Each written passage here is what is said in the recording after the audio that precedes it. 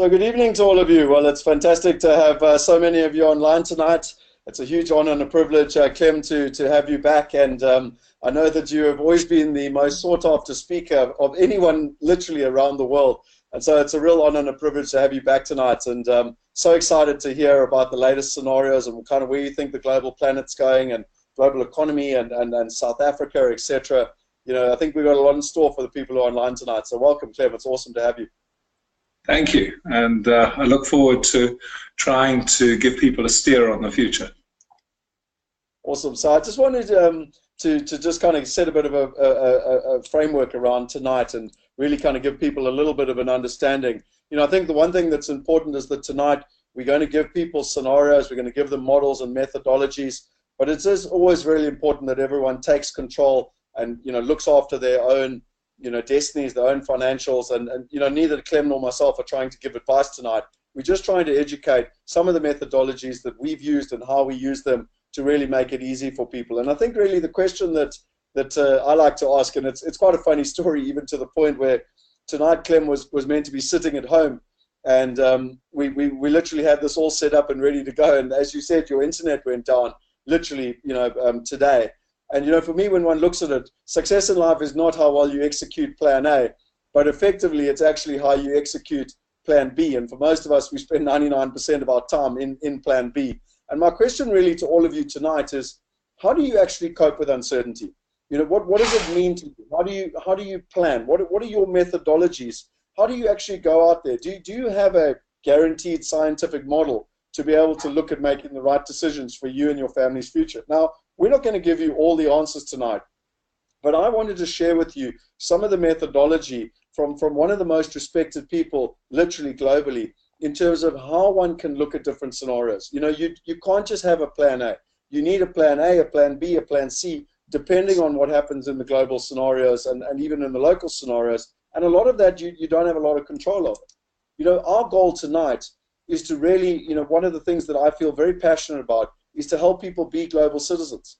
And the question is, well, what is a global citizen? And many different people have many different perspectives. So let's just see and get people engaged. If you go to the chat box, you'll actually be able to type in there what you think it is that is a global citizen. And for me, it's really important. You know, tonight is not one-way communication. We have every intention tonight of interacting, so I'm purposely getting you to find out where the little box is up in the right-hand corner. Go and type in your questions. Go and type in what you think it is to be a global citizen, because tonight we really want to be able to let Clem share, but equally for you to be able to interact and to go and ask a lot of questions. You know, for me, when I look at it, to be a global citizen is ultimately about freedom. It's for you to have the freedom to make the decisions you want for you and your family, where your children go to school, where your children go to university, what country you live in, what job you do, you know, where you donate your money to charity if you want to. Literally the freedom for you to be able to make your own decisions. And really tonight, the whole purpose was to learn from someone with a huge amount of experience in the essence of Clem and how they do their scenario planning, so that you too can have those freedom to be able to make those different decisions based on all the different changes. I know, Clem, that you're going to talk about it a little bit later, but for me, we're also moving into, you know, not only a very, you know, interesting time. There's, you know, the only thing that really people can actually rely on now is that uncertainty and change is pretty much the only certainty. But when you take into account everything happening around the world and you overlay with regards to technology what's happening, it really is, we're in for very interesting times ahead of us. And, you know, this is just some of the stuff. In the last 10 years, it's predicted that 40% of Fortune 500 companies will no longer exist. You know, any company designed for success in the 20th century is doomed for failure in the 21st.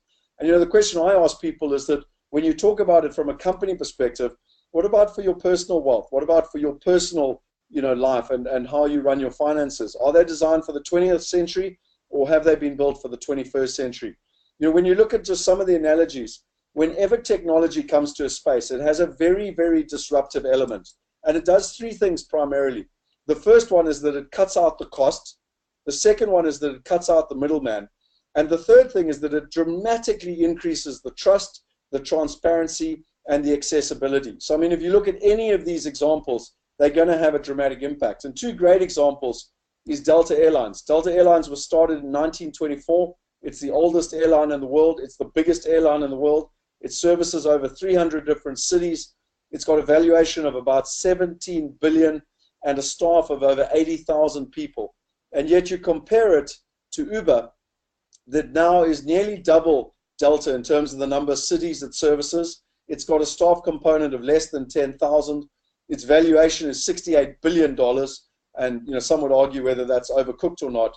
But the most interesting thing is that they don't own one single car. You compare it to Marriott Hotels. It's the biggest hotel group in the world. Again, started in the 1920s. It's worth in the region of about $20 billion. It has 680,000 beds per night, and its staff component is literally in the hundreds of thousands. And you compare it to Airbnb, that literally is now about 1.5 million bed nights, so more than double the size of Marriott. Its valuation is now over $30 billion. And again, its staff component is well less than 5,000. And probably the thing that's most interesting is that it doesn't own one real estate asset. And so what does this all mean, and why is this important? Well, when one considers we've gone through a huge period between linear and exponential, we've gone through a huge period where people haven't understood what's going on.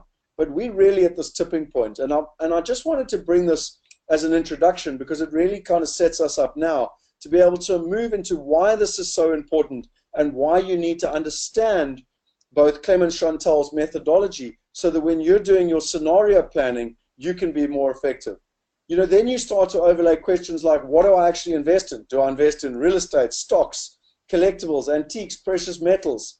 A lot of people are asking me about Bitcoin at the moment. And then you start to overlay, well, what country do I invest in? Do I invest in America? Do I invest in England?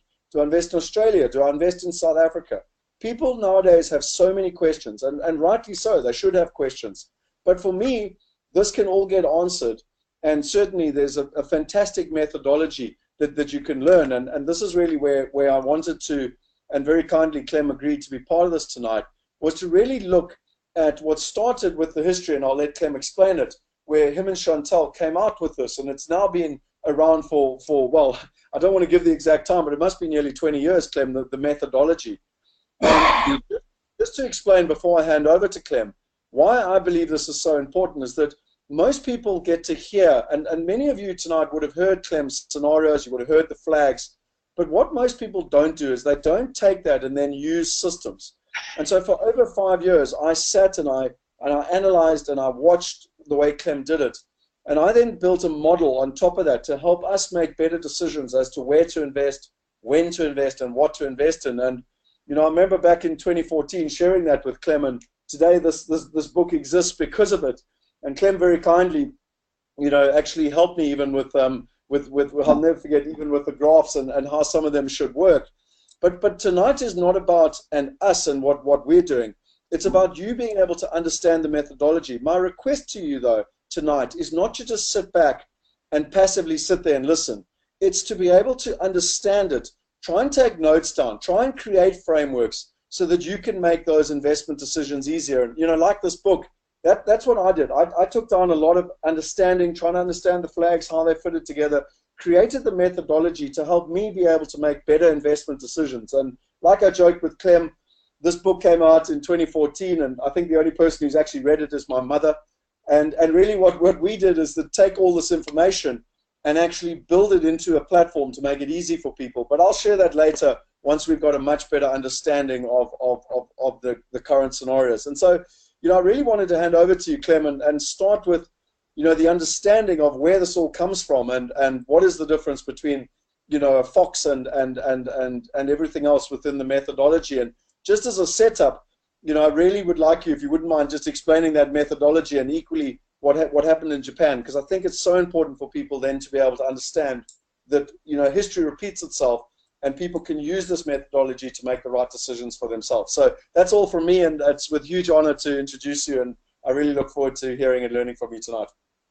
Thanks, Scott. And yeah, it's an absolute pleasure to be with you again. And I really enjoyed helping you with your book. And if people haven't read it, they should jolly well go out and buy a copy or get one on the internet. Yeah, we called the book, and it was published in June 2001, The Mind of a Fox, for two reasons. The first was that you've really got to have the bright eyes of a fox to survey the environment, particularly the markets which you're involved in, and try and make out what are the flags that are changing the game in those markets. And secondly, what are the possibilities that actually flow out of the flag? So you've got to have very sharp eyes to be ahead of your competitors. But secondly, you've got to respond, as you just said. You've got to have that agility of a fox when you've spotted a change in the game to actually say, here's an opportunity, I'm going to grab it, or indeed, here's a threat, and I'm going to avoid it. And so that's why we called the book The Mind of a Fox, because there are two things about the future which are essentially given forever.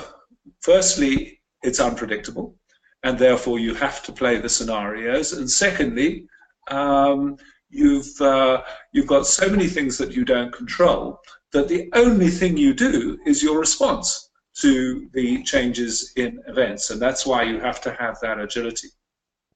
So over the last few years, I've been gathering from clients and obviously in conversations with Chantel, what are the kind of flags that are changing the global game at the moment? And the first one was one which we put in the book, which was the religious flag. We actually wrote a letter to George Bush, which was published in the book, remembering it was published in June 2001. And we said that his principal risk at the time was a massive terrorist strike on an American city. And it happened 3 months after we published the book on the 11th of September. And yeah, I mean, when they did a literature search, we were the only authors who actually captured that possibility, because terrorism was never mentioned in the election at the end of 2001, when Bush and Al Gore were competing with one another. It just wasn't on the radar screen. And we had it as a flag because, of course, there was a lot of build-up during the 1990s of conflict between different religions, and there were certainly capabilities becoming apparent in places like Afghanistan of doing nasty things to America. So it was a prime example of picking up a flag. And it's not that we knew it would happen 3 months after we published the book. You know, you'd have to have inside information for that. But the fact is that people like the CIA and the FBI should have been more aware of the very specific flags that they should have been looking for prior to 9/11. And indeed, there was one woman in the FBI who actually said that there was a flying school down the road from her office where Arabs were being taught to take off but not land. Now, that is a huge flag if you'd had the more general flag in mind that there could be a terrorist attack, and they could have acted on it. So it really bore out our methodology. Obviously, that particular flag is still flying with the lone wolf attacks that you see in France and Britain and elsewhere. It's certainly made intelligence a much more complex activity and more expensive. And the terrible thing is that it has turned several Middle Eastern countries into failed states, such as Syria, Libya, Yemen, and Iraq and Afghanistan are still questionable countries. So that flag, unfortunately, is still flying. The second one that has come out in all our work is what we call the red flag. It was really the invasion of the Crimea by Russia and the appropriation of the port and surrounding territory, which has meant we're into the second Cold War between Russia and America. And it has made things like Syria more dangerous because you might have a direct confrontation between America and Russia. But now, of course, you've got North Korea that has entered the fray, and there's a very specific flag which Donald Trump has raised, which is they mustn't go ahead with another nuclear bomb test. the sixth test, because he will take action. We don't know what type of action he's going to take, but obviously it's a flag to watch because it potentially could cause huge disruption in places like South Korea, China, which is close, and obviously Russia too. So, you know, once it's on your radar screen, you read every bit of news around that particular flag. The third flag we talked about, Scott, you know, when we last got together, which is the grey flag of the aging of certain populations in the world, which means that their economies are relatively flat. And the one which you have up there of Japan, I remember my mentor, a Frenchman called Pierre Wack, saying in 1988 that if there was a property crash in Japan, it would never recover again because it was the oldest country in the world. And indeed, that property crash happened in 1990, and Japan has never seen the incredible economic growth rates that they had in the 70s and 80s. And why is that important? Because China now is an aging society, and that is why the Chinese economy is slowing down. They've tried to overcome that by saying that they've revised the one-child policy to a two-child policy, but that's not going to impact the economy for the next 15 years. And therefore, we're living in a world of an aging China, which is slowing down, and basically Europe and Japan are going to remain relatively flat economies. America is younger and more resilient, and of course, where there's good government in the rest of the world, you can still have relatively high economic growth rates. So the grey flag, it's a clockwork flag ticking away, but it should affect your investment decisions. The next... Clem, one thing quickly that you spoke about with Japan that I always enjoyed was that your mentor actually said in 1988 it was going to happen, and the way that he predicted it was that golf club memberships were going down dramatically, and therefore people were, you know, holding back a bit. And you know, these are the type of flags that you're talking about that people can watch out for and start to be able to see so that they can predict what's going to happen, basically. Absolutely, and I mean, it's often a fairly minor flag, and it was because golf was such a passion in Japan at the time that, you know, any decline in membership meant that there had been a real tipping point in people's fortunes, particularly middle class and rich people in Japan. And it was, in retrospect, a brilliant flag because it really said there is going to be something happening to property, because if you remember in the late 80s, property was totally overvalued in Japan. The Emperor's Palace in Tokyo was worth more than the entire state of California. So it was a bubble that was going to burst, and it was golf club membership that gave that indication that it could burst. The next flag is an interesting one that, again, I referred to in a book that I wrote in November, not last year, the previous year, which I called flag watching, and it was what I call the anti-establishment flag, the fact that electorates around the world were getting absolutely fed up with politicians and, you know, the traditional political parties.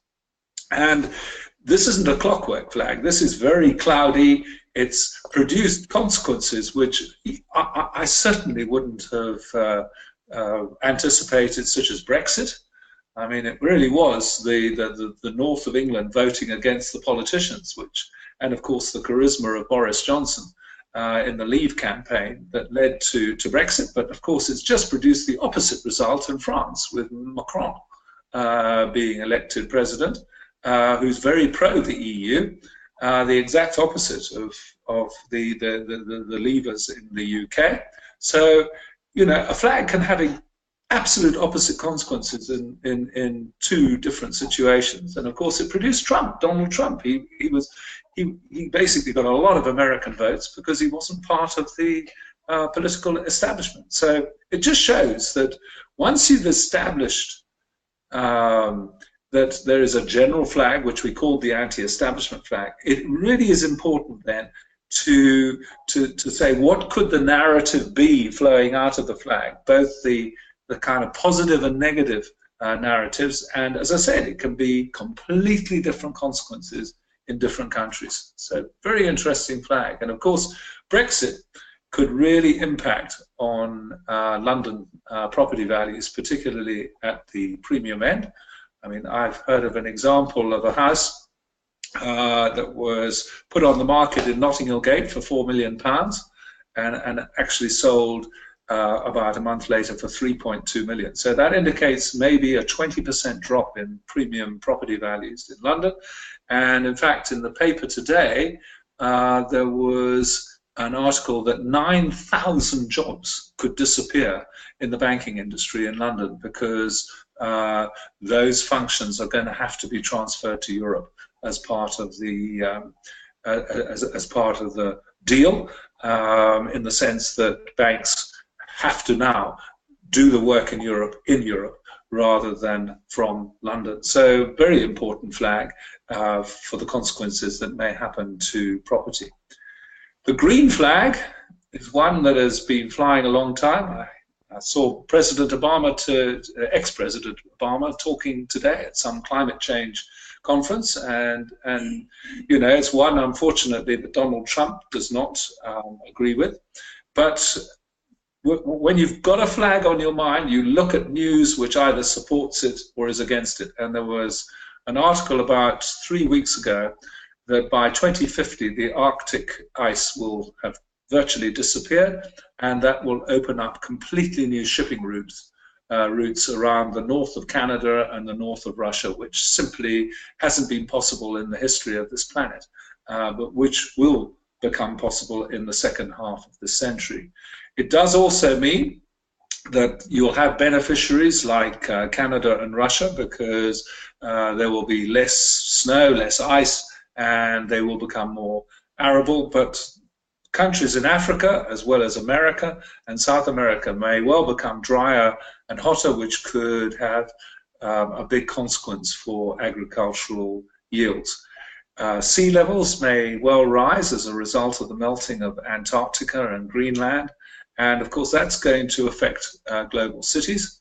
I was in Amsterdam last year doing some work for some clients, and they are well aware of this, and of course they've had the flood defense system in Amsterdam for centuries, and they said that places like London and Los Angeles and obviously the coastal cities in Australia may well have to do more in terms of flood defense as a result of this flag. And the other important point to bear in mind is that weather is becoming more extreme because of the additional energy in the atmosphere. So you have droughts like you had in California, but then they're followed by record rainfall. So you've now got to be careful where you buy your property because of the record rainfall, as people on the Thames found 2 years ago. So what you're saying, Clem, is saying is I'm in trouble because I'm living on Teeson Island here in Knysna. I need to buy myself a life raft. Yeah, well, no, it's obviously got to be borne in mind with coastal properties. It's obviously not going to happen overnight. I mean, the latest estimate is that I think by the end of this century, sea levels could be 0.5 meter higher. So you know, it's a very gradual process. National debt is definitely a little clockwork flag ticking away in the background. I don't know of a country that's running a surplus, budget surplus at the moment. Obviously, interest rates are virtually zero, so most countries can afford to increase the national debt. But if interest rates start to rise, then that's going to become a problem. And of course, there are certain countries like Greece and Italy, which one watches very closely, because national debt as a percentage of GDP is way up. I mean, it's around 200% of GDP in Greece and around 150% of GDP in Italy. So, you know, the EU in 5 years' time could become financially fragile. The next flag that came up really in a meeting I had with Interpol, of all organizations, in Paris in 2009, when I asked them what were the biggest threats to the world at the time.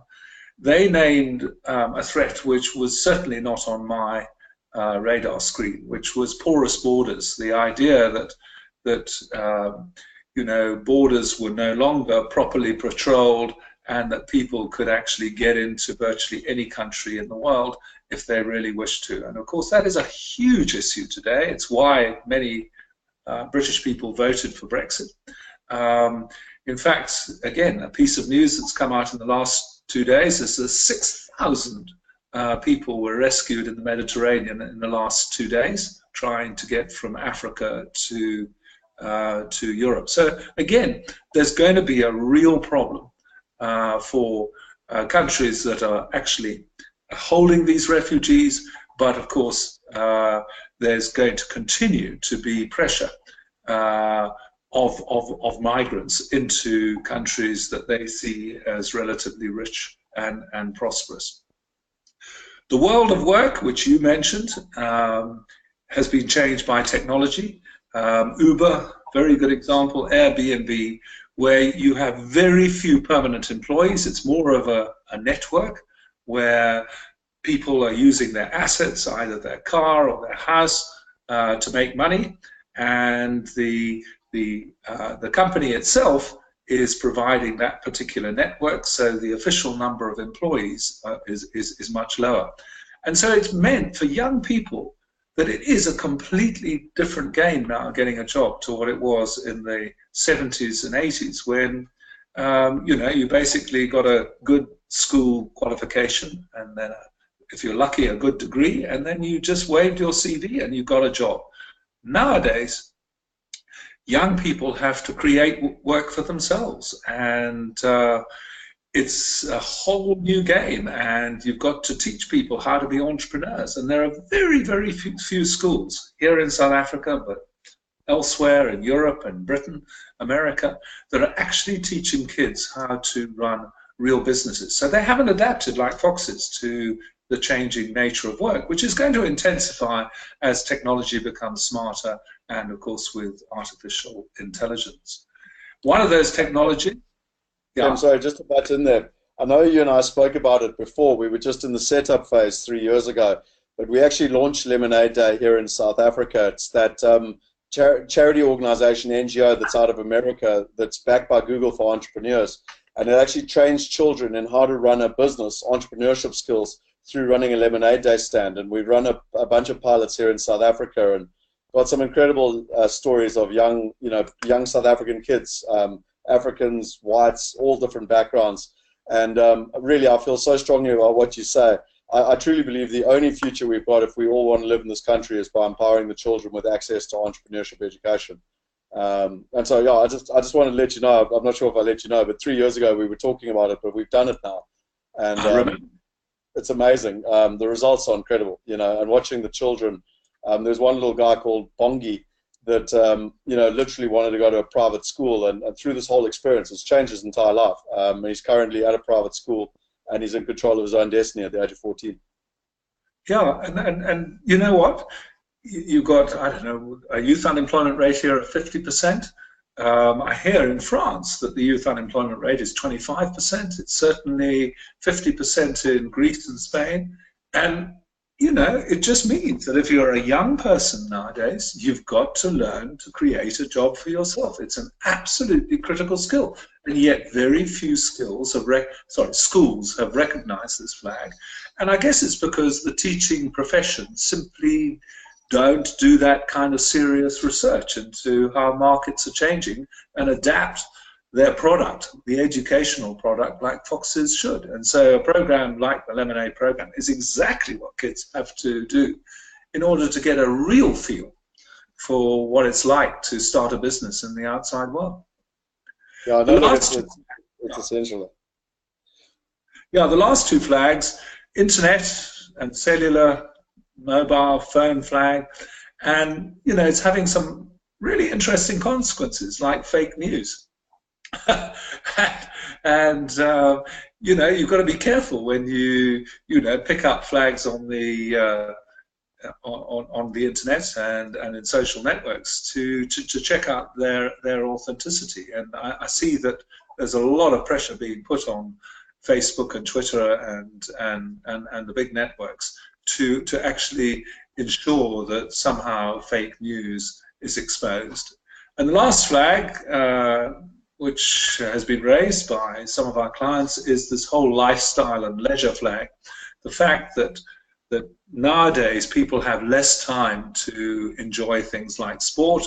Uh, Bringing up kids tends to be a joint activity, so you don't have people going off at 8 o'clock in the morning to play golf and coming home at 3 or 4 in the afternoon, like you did in the last century, and therefore golf actually has been declining in popularity in America to the point that some clubs are saying that they've got to make the holes bigger. So the actual experience of playing around is shorter because you can get the hole into your ball into the hole that much easier.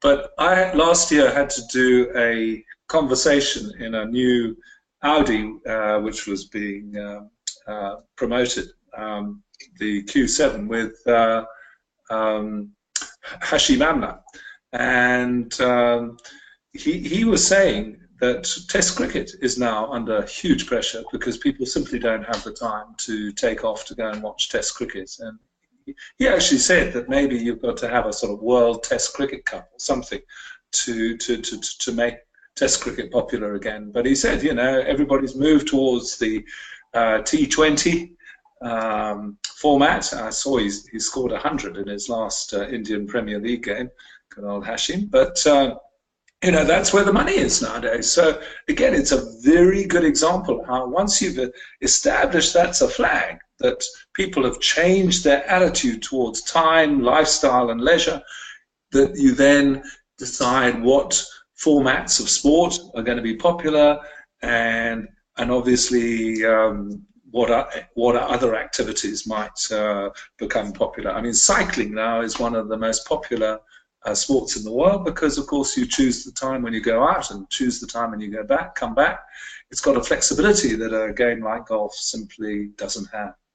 So, you know, those are the kind of flags. I'm sure that listeners will have other flags which we haven't recognized, but I'm just trying to get across, Scott, that, you know, it's really important as a first step to say, what are the flags changing my business, my life? Not necessarily all the global flags I'm talking about, but the particular flags that really interest me. And as I say to young people, you know, one of the best flags when you're making a strategic decision to select a spouse is to look at the parents,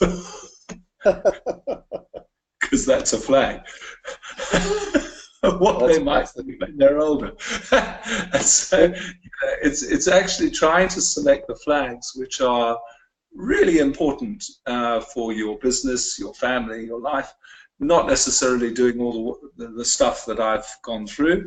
Obviously those flags are important for the global economy, but it's what are the game-changing flags. And we have the two types, the clockworks, ones which are ticking away, like the grey flag of the aging of the world's population. But equally, you have the kind of cloudy flags, like the anti-establishment flag, producing Brexit, Trump, and now Macron in France, who really has had no political experience whatsoever. So, yeah, it's certainly become very... Just quickly here, Clem, two things. One is that quite a few people have said, thanks for the tip on the partner, but it's a bit late. Wish they'd heard you say that before. But on a more serious note, you know, just an analogy, just a metaphor I've used when I first heard about your flags, and you know that I've explained to others just so that they understand, is that the analogy I often use is the beach. And you know, I always say to people from Gauteng, you know, this could actually save their lives. That if they're down in, you know, Cape Town and they're swimming in Fishhook or Camps Bay or somewhere, and you know, if they see the white flag come out, they need to get out of the water because ultimately there's a shark. And whereas if it's a green flag, that they can stay swimming. And I joke with people, but I think everyone understands sharks and they will understand danger. And there's very few people that stay in the water when they get told to get out because there's a shark. And I think the point being is that, you know, this is obviously just a typical beach scenario. But what you're saying is that there's some big, really important flags. And then equally, there's some more minor flags. And then even people have them in their personal life.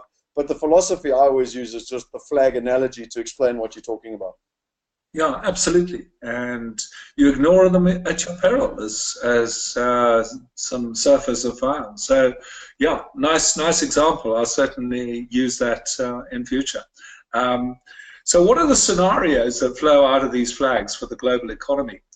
I think the one that we're in, and the one that we give the highest probability to, given these flags, I call ultraviolet. It's a UV scenario where we're in a divided world, and we're more divided now than we were 20 or 30 years ago. In the sense that national priorities have come to the fore with Donald Trump, obviously with Brexit.